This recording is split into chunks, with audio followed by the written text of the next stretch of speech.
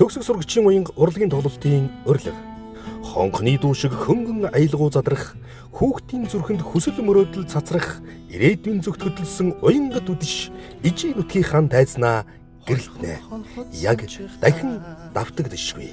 Дундгой аймгийн Дэрэн сумын 9 жилийн сургуулийн 9 ангийн сурагчид сургуулийнхаа төгсөлтийг тохиолдуулан төгсөх сурагчийн уянга хэмээх урлагийн тоглолтоо 2025 оны 5 дугаар сарын 29-ний 20 цагаас Дэрэн сумын соёлын төвд ганцхан удаа тоглох гэж байна. Тоглолтын урилгаар Цэргийн дуугийн эрдмийн чуулгын гоцол дуучин, Монгол улсын соёлын тэргүүний ажилтан Давг Баасангийн даваад орж, Монгол улсын соёлын тэргүүний ажилтан дуучин Баасан Жавын хишиг жаргал, Цэргийн дуугийн эрдмийн чуулгын гоцол дуучин залуу уран бүтээлч Мөнх Дэмбэрэл нар оролцсноо.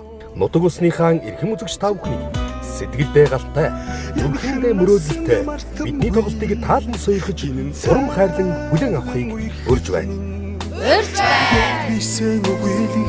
Нэг ангийнхан билээ.